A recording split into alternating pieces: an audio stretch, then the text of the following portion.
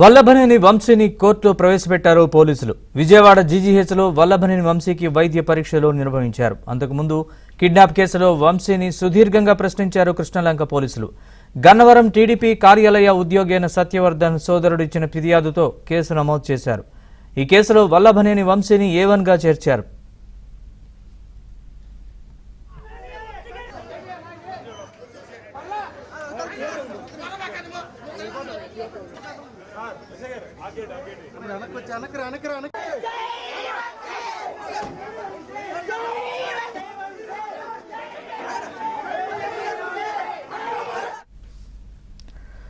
వల్లభనేని వంశీని న్యాయమూర్తి ఎదుట ప్రవేశపెట్టారు పోలీసులు. కిడ్నాప్ కేసుకు సంబంధించి ఆ కేసులో పోలీసులు జడ్జి ముందు ప్రవేశపెట్టారు. ఇక తాజా సమాచారాన్ని మా ప్రతినిధి లీలా మనకు అందిస్తారు. లీలా, చెప్పండి పూర్తి వివరాలు. నరేష్, మరి కాసేపటి క్రితమే ప్రభుత్వ ఆసుపత్రిలో పూర్తిగా పరీక్షలు చేసినటువంటి వల్లభనేని వంశీని కోర్టుకి తరలించడం అయితే జరిగింది. ఎందుకంటే పూర్తిగా ఉదయం నుంచి కూడా కృష్ణలంక పోలీస్ స్టేషన్ లో సుమారుగా 8 గంటల పాటు పోలీసులు విచారించడం అయితే జరిగింది. పోలీసులు విచారణ పూర్తిగా దర్యాప్తు చేసిన తర్వాత ఒక రిమాండ్ రిపోర్ట్ ను కూడా వాళ్ళు పూర్తి స్థాయిలో రాసుకోవడం అయితే జరిగింది. ఎందుకంటే ఏ రకంగా టీడీపీ కార్యాలయము దగ్నం విషయంలో కావచ్చు, లేకపోతే కిడ్నాప్ విషయంలో కావచ్చు, సత్యవర్ధన్ ని కిడ్నాప్ చేయడం విషయంలో కావచ్చు, ఓవరాల్ గా జరిగినటువంటి ఏదైతే ఉందో సిచ్యువేషన్ మొత్తాన్ని కూడా 8 గంటల పాటు వల్లభనేని వంశీని విచారించినటువంటి పోలీసులు రిమాండ్ రిపోర్ట్ ని తయారు చేస్తున్న అనంతరం అతన్ని ప్రభుత్వ ఆసుపత్రికి తీసుకొచ్చి టెస్టులు పరీక్షల నిమిత్తం, వైద్య పరీక్షల నిమిత్తం తీసుకొచ్చారు. ప్రభుత్వ ఆసుపత్రిలో అతనికి పూర్తిగా వైద్య పరీక్షలు పూర్తయిన తర్వాత ఆ రిపోర్టుని కూడా తీసుకొని వైద్య నిపుణులు ఎవరైతే ఉన్నారో నిపుణుల సమక్షంలో జరిగినటువంటి ఆ రిపోర్ట్ కూడా తీసుకొని డైరెక్ట్ గా ఇప్పుడు కోర్టులో వల్లభనేని వంశీని హాజరుపరిచారు. వల్లభనేని వంశీని నేరుగా కూడా కాన్వాయ్ లో తీసుకెళ్లారు పోలీసులు. వారి కాన్వాయ్ లో తీసుకెళ్లి విజయవాడ 4th ACMM కోర్టులో వల్లభనేని వంశీని హాజరుపరిచారు.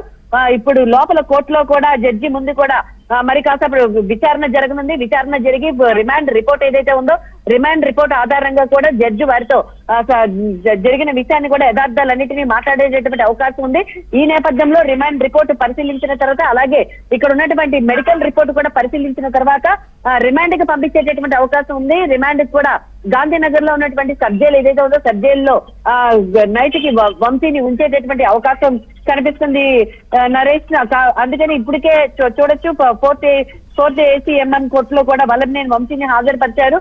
జడ్జి ముందు కూడా జరిగినటువంటి యథార్థాలన్నింటినీ కూడా ఉదయం నుంచి ఏదైతే రికార్డ్ చేశారో వల్లభనేని వంశీ స్టేట్మెంట్ ఏదైతే ఉందో 8 గంటల పాటు పూర్తిగా కూడా విచారించి చేసినటువంటి రికార్డ్ స్టేట్మెంట్ మొత్తం కూడా ఇప్పుడు జడ్జి ముందు ప్రవేశపెట్టనున్నారు.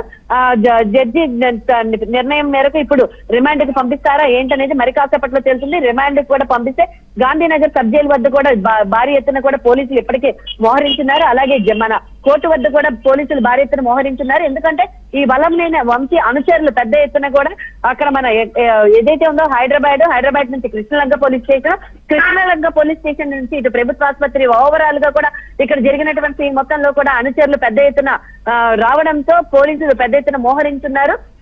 అందుకే అడుగడుగున కూడా భారీ పోలీసుల బందోబస్తు మధ్య వంశీని ఇప్పుడు కోర్టుకి తరలించారు. కోర్టులో విచారణ అయిపోయిన తర్వాత అనంతరం రిమాండ్ కి అయితే తరలించేటటువంటి అవకాశం ఉంది Naresh. Right, thanks for the update Leela.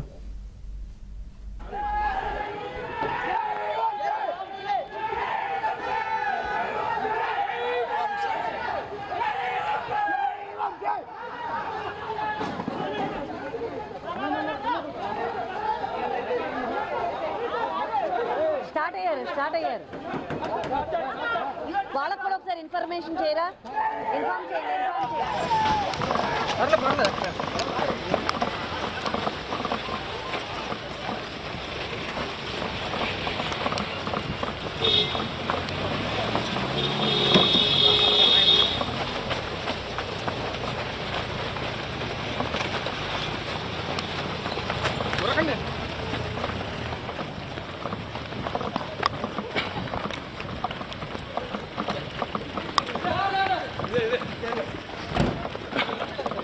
Ya kita.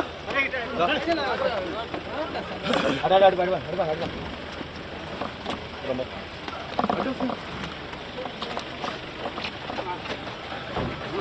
Mana? Mana? ఎందుకు పడలేదు ఎమ్మటి పడతారు కింద పడతారు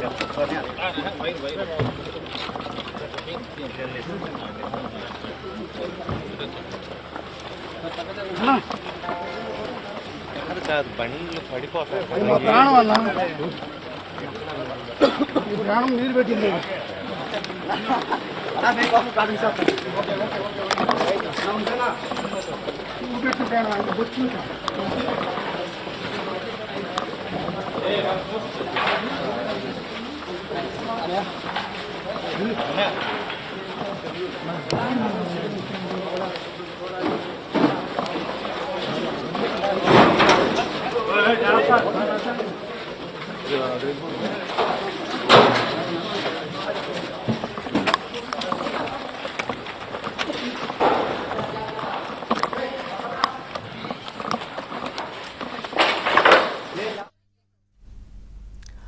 వల్లభనేని వంశీని కోర్టులో ప్రవేశపెట్టారు పోలీసులు. కోర్టులో వాదనలు జరుగుతున్నాయి. న్యాయమూర్తి ఎదుట విజయవాడ జీజీహెచ్లో అంతకుముందు వల్లభనేని వంశీకి వైద్య పరీక్షలు నిర్వహించారు. కిడ్నాప్ కేసులో వంశీని సుదీర్ఘంగా ప్రశ్నించారు కృష్ణలంక పోలీసులు. గన్నవరం టీడీపీ కార్యాలయ ఉద్యోగి అయిన సత్యవర్ధన్ సోదరుడు ఇచ్చిన ఫిర్యాదుతో కేసు నమోదు చేశారు. ఈ కేసులో వల్లభనేని వంశీని A1గా చేర్చారు పోలీసులు.